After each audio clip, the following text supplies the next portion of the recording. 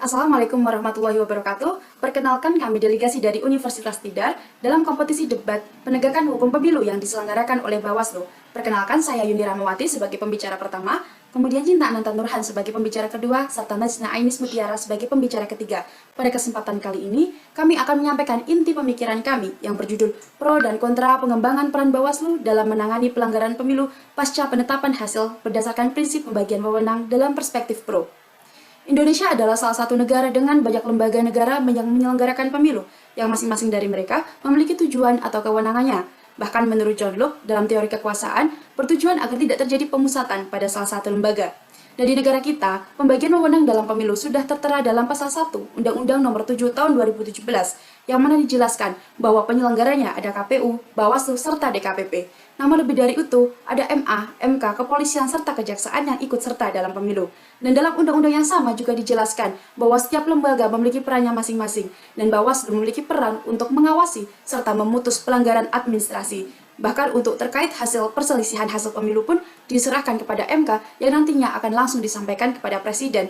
Hal tersebut dijelaskan dalam Undang-Undang Nomor 24 Tahun 2003 Pasal 74 dan 79. Namun yang menjadi problematika adalah ketika semua penyelenggara pemilu sudah memiliki tugas dan kewenangannya masing-masing yang diatur dalam undang-undang, pelanggaran seperti apa yang kemudian harus ditangani atau dibawakan oleh Bawaslu? Karena pada musim kita kali ini tidak dijelaskan pelanggaran seperti apa, karena pada praktiknya ada jenis 3 pelanggaran. Indonesia menjadi salah satu negara terpadat di dunia dengan 200 sekian penduduk. Artinya, ketika dilaksanakan sebuah pemilihan umum, besar kemungkinan banyak pelanggaran yang akan terjadi, bahkan termasuk setelah penetapan hasil pemilu. Dengan adanya kemungkinan tersebut, dikhawatirkan peran Bawaslu sebagai badan pengawas pemilu tidak akan maksimal jika harus dibarengi dengan perannya atau wewenangnya untuk memutus pelanggaran administrasi. Lembaga lainnya juga mendapat peran dalam pemilu. Pasal 10 Undang-Undang Nomor 24 Tahun 2003 tentang Mahkamah Konstitusi menjelaskan bahwa wewenang dari MK adalah memutus perselisihan hasil pemilu, dan dijelaskan kembali dalam Pasal 74 bahwa permohonan hanya diadukan berkaitan dengan hasil pemilu yang telah ditetapkan secara nasional oleh KPU. Kemudian ditegaskan kembali di undang-undang yang sama pada Pasal 79 bahwa putusan MK terkait perselisihan hasil disampaikan kepada Presiden. Hal tersebut jelas menunjukkan bahwa Bawaslu tidak berwenang untuk menangani perselisihan hasil, bahkan pasca penetapan nasional. Sedangkan untuk masalah perundangan KPU yang tidak sejalan dengan Bawaslu, maka Bawaslu berhak untuk mengajukan permohonan ke Mahkamah Agung sesuai pasal 76 Undang-Undang Nomor 7 Tahun 2017. Lebih lanjut dijelaskan bahwa wewenang dari Mahkamah Agung berdasarkan pasal 463 ayat 5 sampai dengan ayat 8 Undang-Undang Nomor 7 Tahun 2017 tentang pemilihan umum, memberikan kewenangan Mahkamah Agung untuk menerima, memeriksa, memutus, dan menyelesaikan sengketa pelanggaran administrasi pemilihan umum. Bawaslu tidak bisa dikatakan sebagai lembaga yang menangani keseluruhan dari pelanggaran pemilu, karena Bawaslu hanya berhak memutus pelanggaran administrasi saja, seperti yang dijelaskan pada pasal 95B Undang-Undang Nomor 7 Tahun 2017.